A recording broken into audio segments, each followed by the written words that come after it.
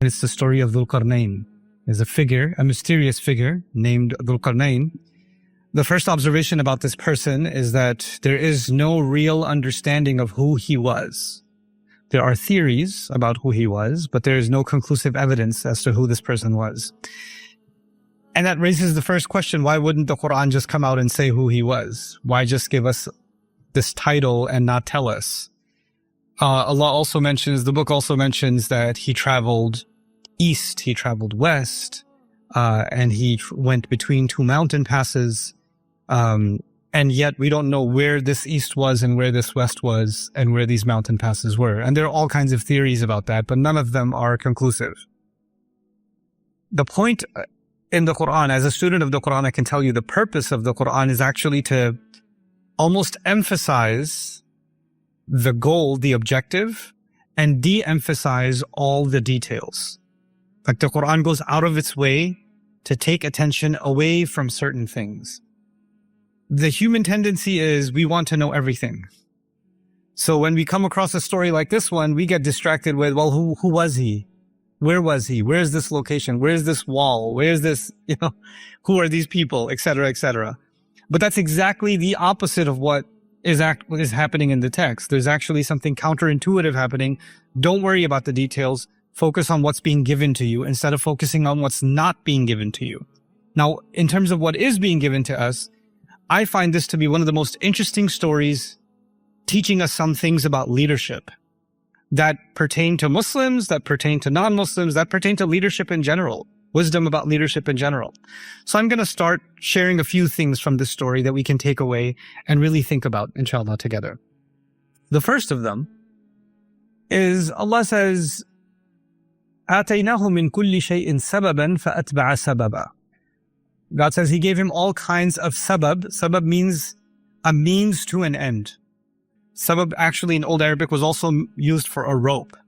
And quite literally, a rope is a means to an end, right? The rope in a well is a means to get to the bucket, isn't it?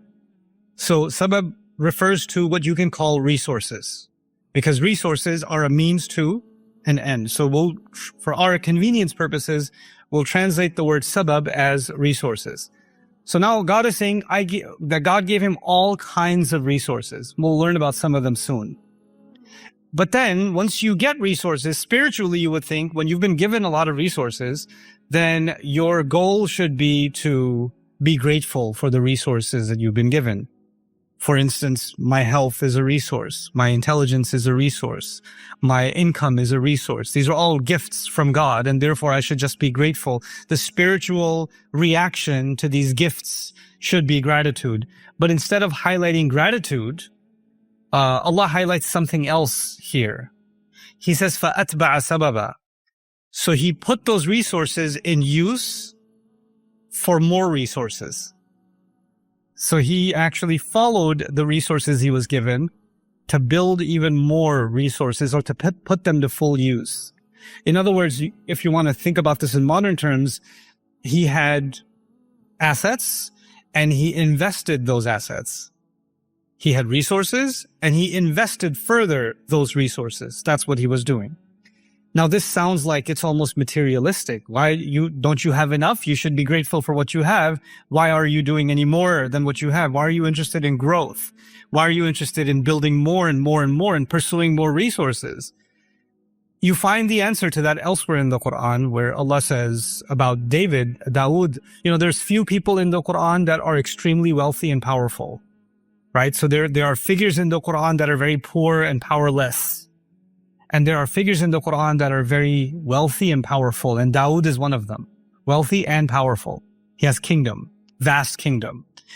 And Allah says something interesting about Dawood. He said, "I'malu ala Dawuda shukra."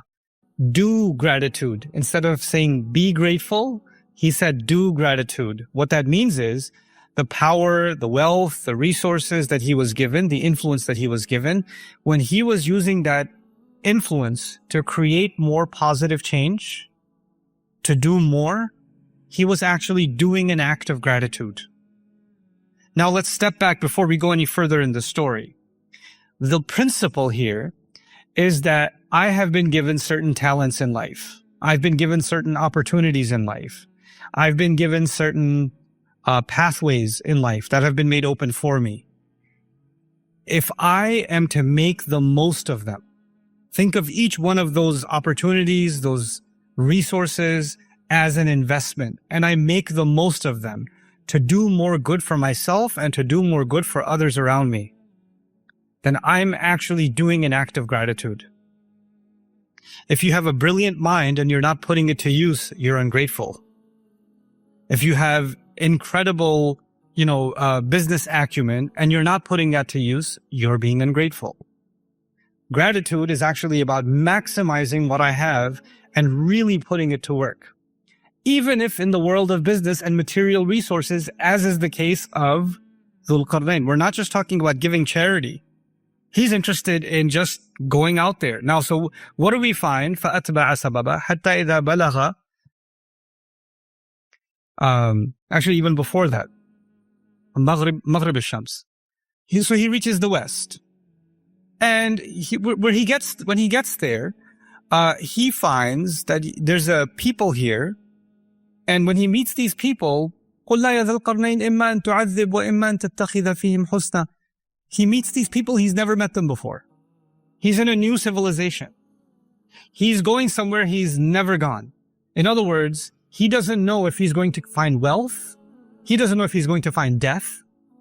He doesn't know if this is going to be a failed venture and he'll find nothing. He doesn't know.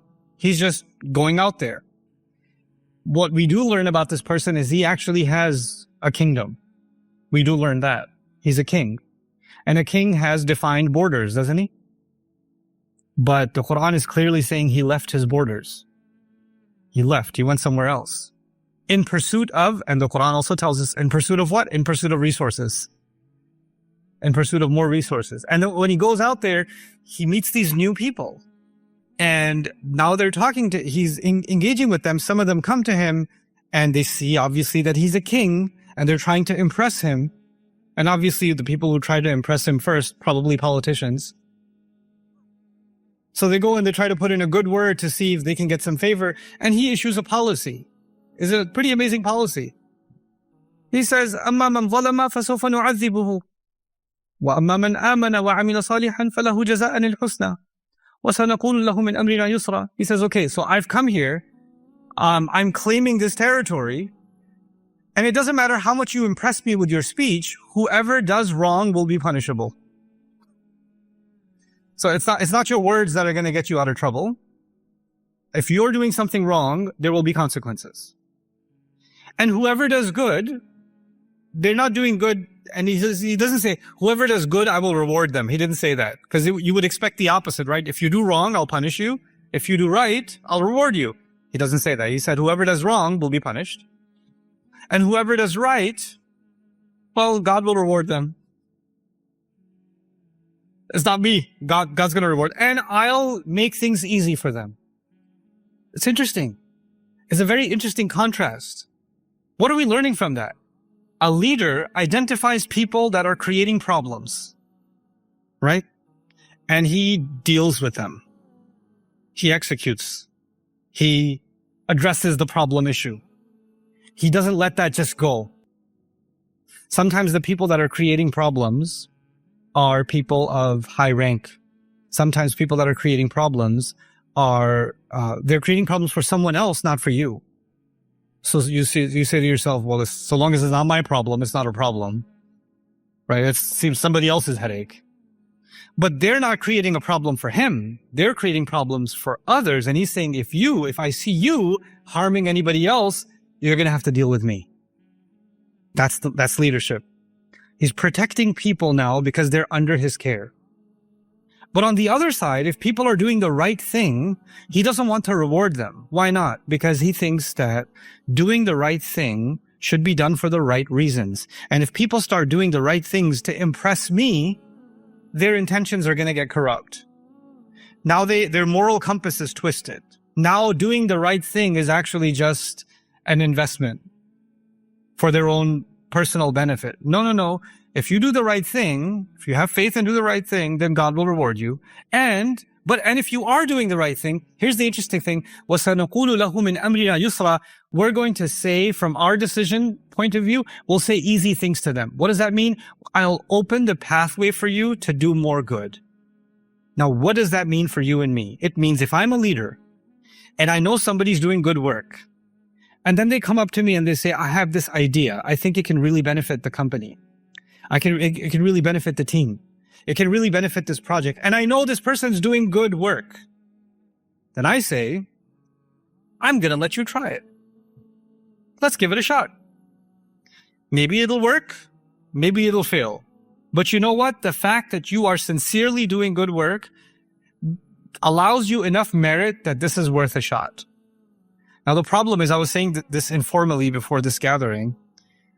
I run a company, and that company's gone through downsizing and upsizing. It was bloated at one point. It was smaller at one point. And I've had all kinds of interesting experiences in business.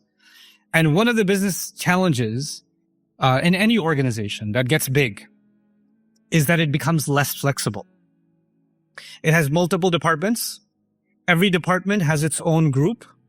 Every group has their own egos, because we're all human beings, right? And when somebody is in a, and then there's a hierarchy. So if I'm at the top of the hierarchy, then there are my executives and then managers and whoever else. And there's a pyramid, and I'm the pharaoh on top of the pyramid, right? I'm the pharaoh on top. If somebody at the bottom, some intern, somebody has a good idea. They have a good idea. They now have to go to the ego right above them, and then the ego right above them, and then finally make it to me. Most likely, what's going to happen to that idea? Most likely, it will die. That idea could have brought millions in savings. That idea could have opened up an entire different sector of the market in business. It could have. It had that potential. But because that idea was coming from someone who doesn't really count, they're at the bottom. Or that idea was being presented by someone that other people feel insecure about.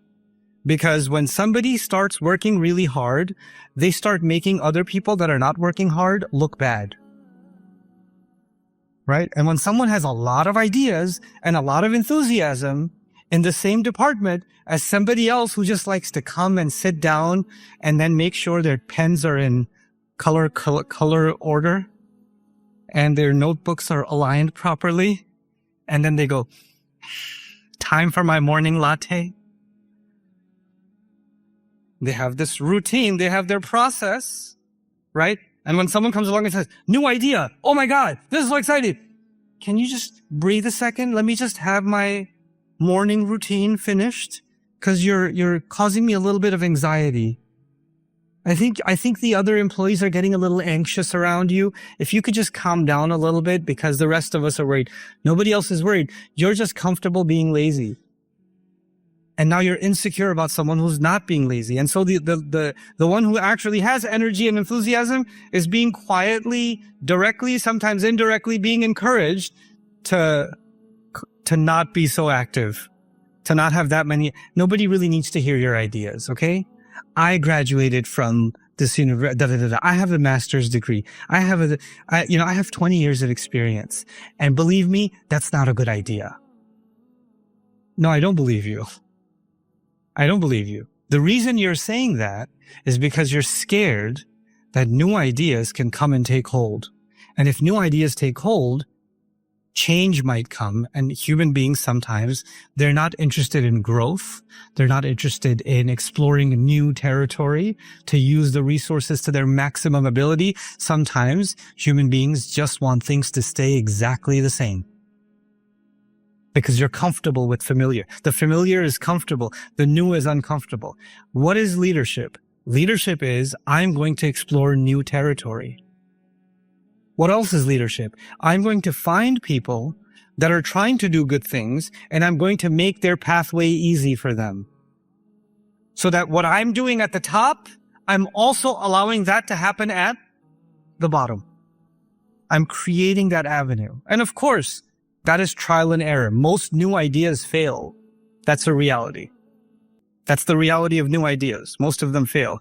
But if you create a culture of, we're going to explore, we're going to improve, we're going to energize, there's actually a connection being made between the top and the bottom as if they're thinking the same way. Fatbah. So this is the first place he stopped. He made 3 stops. Many of you know the story. He made 3 stops. The second stop is even more interesting. He gets somewhere where the sun rises, matla'i shams, and he finds people, lam naj'al lahum min duniha sitra. He finds people that are so backwards, they're so primitive, they don't even know basic architecture. So they don't even have roofs over their homes. They don't have a way of protecting themselves from the open sun. That's how backwards they are. That's how primitive they are. So we already know his policy for the first place he went. He went and he said, this is my policy. People that are making trouble, I will deal with them directly. And people that are doing good, I will make ease for them. I'll open the pathway for them. What's his policy going to be now? Allah says, كَذَلِكَ. He just let them be as they were.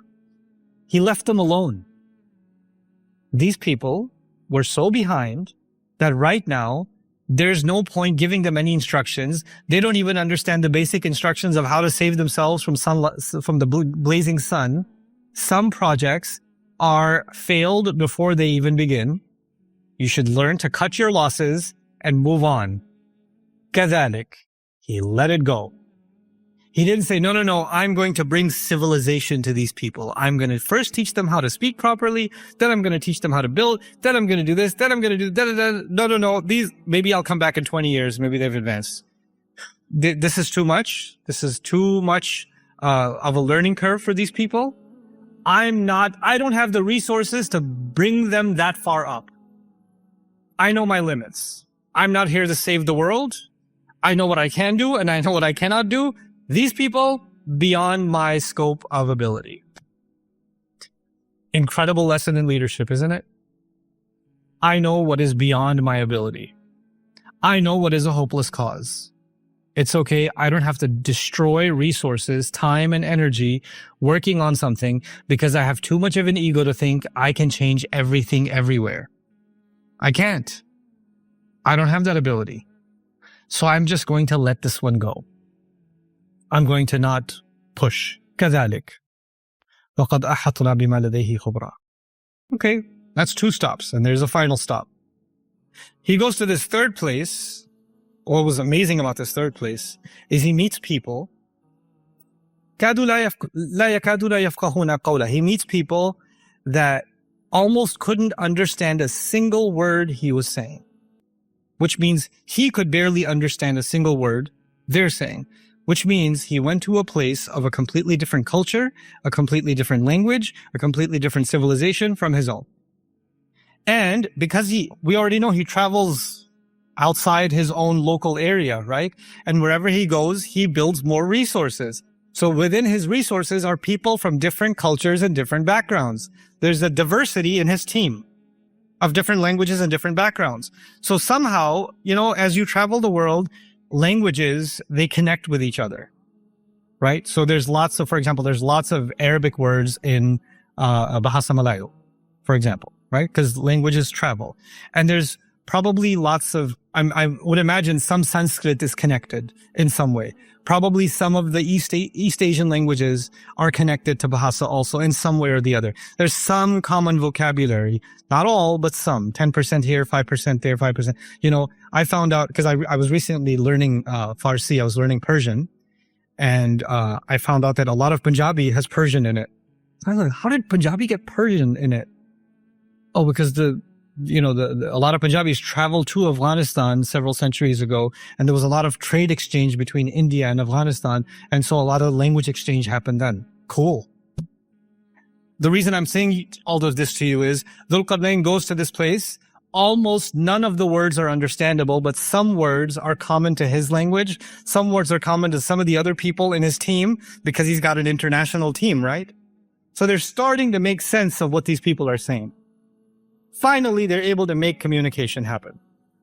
Finally, they're able to get communication. When they get communication, what do they tell him? Inna ya'juja wa ma'juja mufsiduna fil ard. We have this criminal gang of people, these raiders, they're called Ya'juj and Ma'juj. They come and they destroy everything. They come and they raid, they kill, they steal, they take our animals, they commit crime. You're a king. You have an army. The first place you went to, you said, whenever there's criminals, what am I going to do with the criminals? I'm going to deal with them. Right? That's what he said already. That's his policy. Now he comes to this place and they say, well, we got a lot of criminals. They're called Ya'juj and Ma'juj. Clearly, Dhul Qarnayn does some investigating and finds out they're not just a criminal, they're an entire army horde. There are thousands of them. There are hundreds, if not thousands of them. This is more than he can handle as a fight. He cannot engage in war with these people because that will also be draining. But he cannot leave either because they are committing crimes. So what's the best solution he could come up with? Let's build a wall. Let's build a barrier so these criminals that are coming and attacking you, they're not going to be able to come anymore. Let's build a barrier. Now, before I go on, I want you to know something. He made 3 stops, right? But does he have the same policy for all 3 places? No. Different situation, different audience, different problem, different location, different culture, and a true leader understands every time there is a different solution. You don't say, we did this last year, it worked. Well, we're not in last year. It used to work before COVID. Well, the world has changed after COVID. It's not what it used to be, right? It used to be that way all the time. We've been doing this for 20 years. Well, maybe that's exactly the problem. Because you've been doing something for 20 years. Some of that might still work. Some of that might no longer work. You need agility. And that's what a leader needs. A leader is going to new places. He's going to encounter new challenges, and therefore he will have to come up with new solutions. So the solution, the best case solution in this case is, I cannot stop them from attacking you. I cannot defeat them. I cannot end that problem. I can create some kind of a security mechanism. I can build a wall for you. The problem with a wall is, if you build a wall, is it going to eventually deteriorate? Yeah. Any construction needs to be maintained. So what does Dhul Qarnayn do in his genius? If you study the surah carefully, he gets the people that are there that he barely communicated with. Remember? He barely communicated with them. He gets them to build all of the pieces under his supervision. Atuni zubar al-hadid. Qala anfukhu. Bring me these metal pieces. Bring me the copper. Now blow into it, bellow into it. This is how you burn metal. This is how you melt. This is how you weld. This is how you reinforce. This is how you fix. In other words, I'm going to build this wall for you. Maybe those attackers will come. They'll start trying to break the wall. And every time they do damage to the wall, you should have the ability to do the repairs also. Because if I just build it for you and walk away, then it's a temporary solution. But if I teach you how to build it, and therefore also how to maintain it, isn't he doing something called empowerment? Isn't he doing something called training and development? Isn't he creating independence for these people? That's what he's doing. And he's saying, so long as this lasts, it lasts. But this is his contribution. So you find that he is actually coming up with different solutions. And in it, I find it's a pretty amazing philosophy for leadership. There are situations in which the best you can do is defense. Just build a wall. That's all you can do. The problem's too big. There are situations where you cannot always be the one to find the solution. You have to empower people. They have to find the solution. They have to go and look for the answer. Or you have to give them enough training that they can operate independently. They can do that. There are other situations that are too big of a problem and they are outside the scope of what you can do. Walk away. It's the best you can do. There are other situations where you know clearly there are problematic elements, toxic elements within. And it is your responsibility to identify them, to investigate them, and to deal with them accordingly. And then as a leader, I'm working backwards. It's your responsibility to find people that actually are doing good work and that have good ideas or can move things forward, can move the needle forward. And when it doesn't matter what rank they come from, what degree they have, what level of the organization they're in, there needs to be a culture in the organization, any organization that wants to flourish, where people that are doing something good, the path for them to pursue that potential is opened. سَنَقُولُ لَهُ مِنْ أَمْرِنَا يُسْرًا. The path needs to be opened. And when that happens, people feel truly invested. Now that I've shared some things from the story with you, now I'm going to wrap this up, inshallah, and share some personal experience with you. Bi'idhnillah. Some things you only learn the hard way. So there's studying Quran is the easy part. Life lessons, now that's the hard part. So in my history, I've been an employee in my career. And then for a long time, almost 20 years now, I've been an employer. So I've had all kinds of employees, and I've had really interesting experiences with my employees. And there's different kinds of employees. But the most interesting kind is the one that believes that they are God's gift to humanity and your company. Like they descended from the heavens onto your organization. And they do not have to do anything. They don't have to contribute anything. Before they even contribute anything, their very blessed existence is a gift to the rest of you. Right? And why are they such a gift to humanity? Because they come with some amazing credentials. They have amazing experience, or they have amazing awards, or they have amazing degrees, or something like that. They have something in their past that makes them very impressive. And that's why they come with the mindset, look, I came here to sit on top of this mountain. The rest of you are blessed enough to learn from my wisdom. The problem is, even if I hired somebody who graduated from Harvard or Yale or graduated from MIT and they're top of their class and all of those things, the most important thing for me as an employer is not what they've done.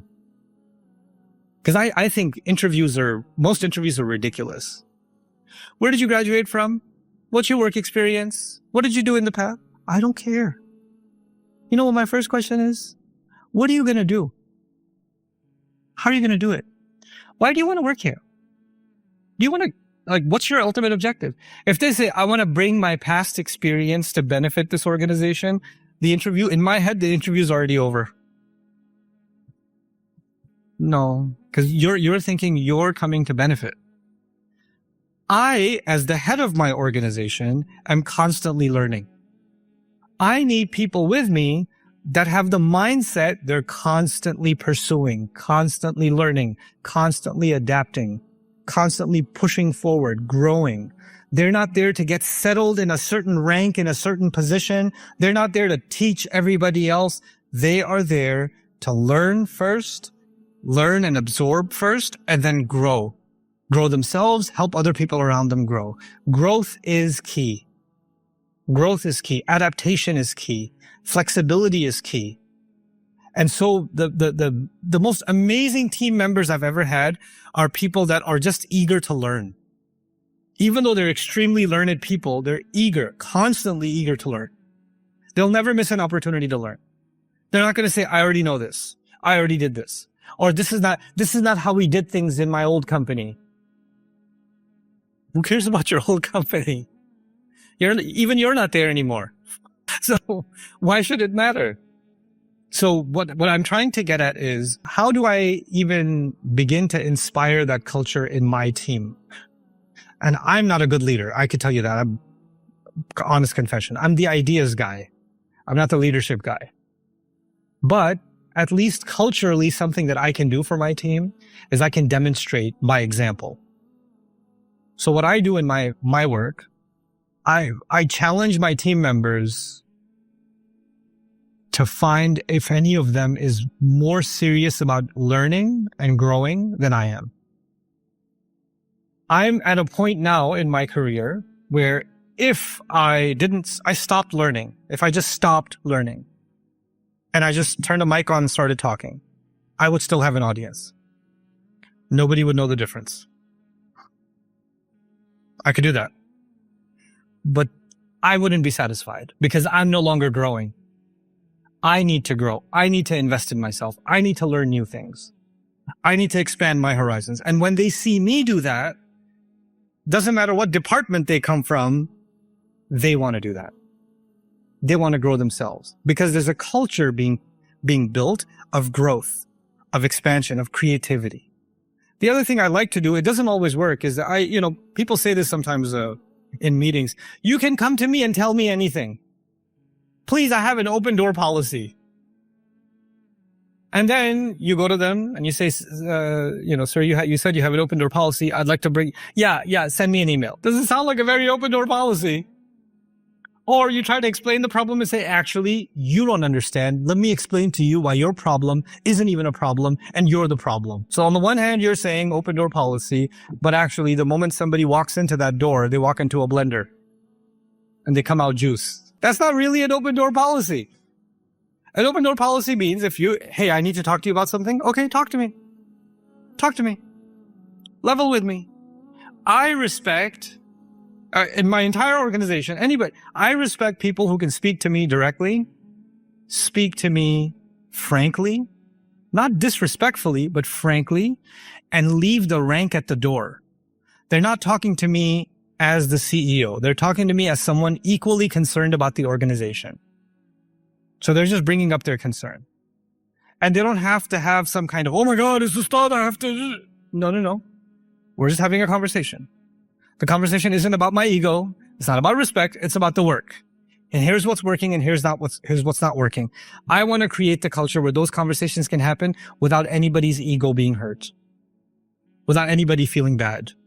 Because statistics tell us most of our lives we're spending at work.